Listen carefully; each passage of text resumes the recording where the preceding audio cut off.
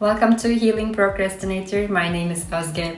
I've been wanting to go live for years, yet as the name of my channel suggests, I was deep into the habit of procrastination simply because I was giving too much power to the perfectionist in me. I'm glad to be healing and finally taking action towards my goals. We can talk more about how I began tackling this life-paralyzing habit maybe in another video. Before getting more chatty on this one and losing focus, let's get started. In this video, we'll dive deep into the key principles to be aware of before attempting a physical yoga practice, namely asanas. To have a sustainable practice, it is crucial to have the right mindset and intentions before we bring our bodies in front of our mats. Therefore, I'd like to begin by talking a little bit about what yoga is and is not, based on the sources I find valuable and of course from my own perspective. So what is yoga? In Yoga Sutras, which is a collection of Sanskrit aphorisms on the theory and practice of yoga, Patanjali, a Hindu author, mystic and philosopher, describes yoga as to calm the fluctuations of the mind. In other words, as to steady the mind. What I understand from this definition is that yoga originated as an art of living which strives for human evolution into an enlightened state of being where we are free from these fluctuations and where we act with equanimity no matter what happens in our lives. On the other hand, from my personal perspective and experience, I would describe yoga as a practice that gives us a sufficient amount of flexibility and also firmness, not only in our bodies but also in our minds, so that we can stay adaptable in changing currents of life. It takes us into a flow state of being, where we are free from resistance.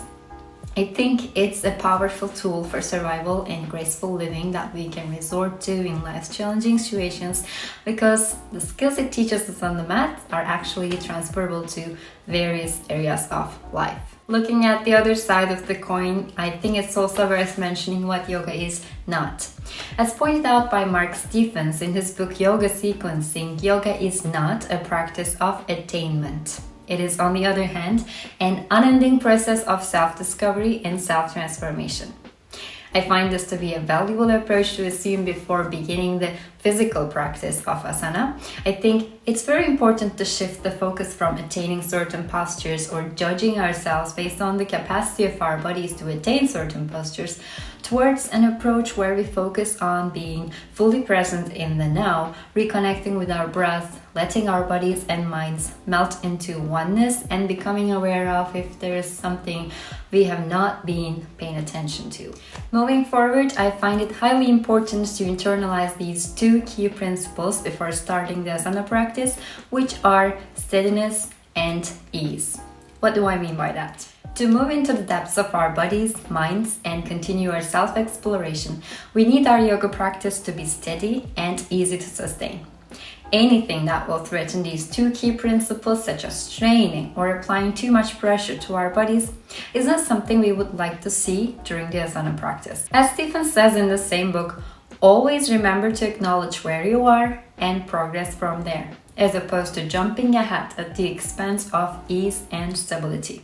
Another useful information I think one should be aware of before beginning the asana practice is the Ujjayi pranayama, which is a special yogic breathing technique that helps us cultivate the ease and steadiness mentioned in the previous section. The definition for the Ujjayi pranayama goes like this: it is the slow, smooth, lightly audible, conscious breathing through the nose. Okay, but how do we practice it? Let's try it together. Close the eyes. Open the mouth and try to breathe as if you're trying to fog up a mirror. This is the sound and sensation of the Ujjayi pranayama. It brings the attention to the throat behind our thumbs.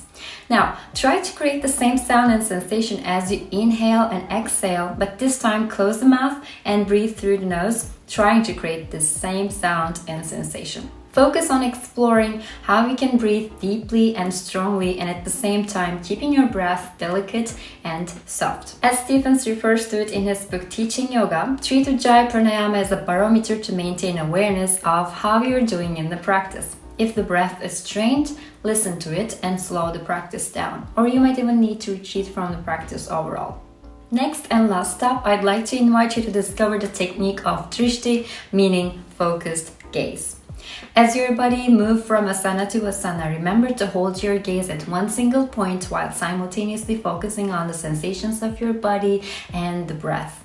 By focus, I certainly do not mean to stare. Keep your gaze soft and let your eyeballs, in a sense, rest and simply look at a fixed spot. Also, to stay present and prevent your mind from wandering away, try to resist the urge to close your eyes in challenging postures which you might be naturally drawn into.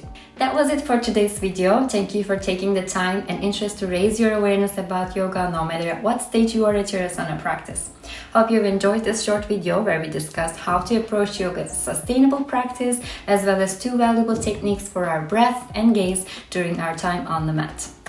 Feel free to support my long-delayed presence on YouTube by giving me a thumbs up or even subscribing to my channel where I'll be posting a new yoga video every Thursday. Rather than confining this channel to a yoga space, I'd like to keep a broader perspective and reflect my versatile personality here too. Therefore, be prepared to find other motivational and focus-oriented content or simply things that I find interesting to share. Have an amazing rest of your day and see you on the next one.